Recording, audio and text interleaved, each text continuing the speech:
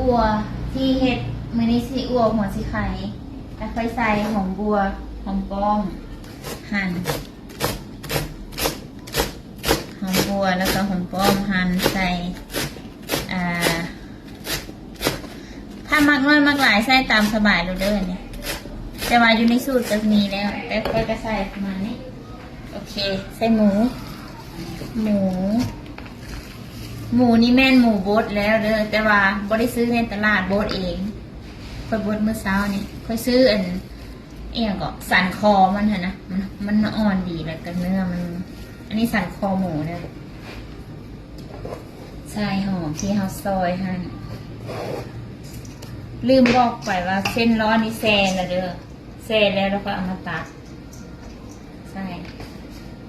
พริกไทยดำบดเกลือน้อยนึง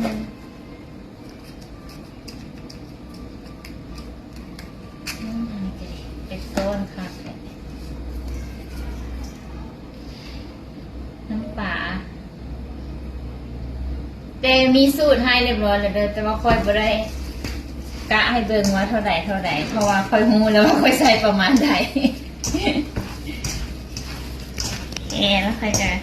ย่ำให้มันเข้ากันที่เขาจะย่างใส่หัวสิไข่เขาค่ะนะเดี๋ยว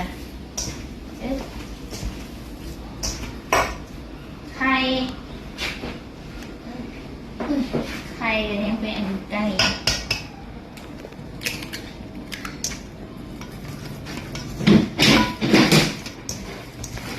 เขาใส่ไข่เพราะว่าให้มันติดกับหมูเขาว่าให้หมูเขาจะแตกกระจายค่ะนะเวลาเขาใส่ไปชิญาใส่หัวสิไข่คนให้มันเข้ากันเรียบร้อยแบบนี้ญาติได้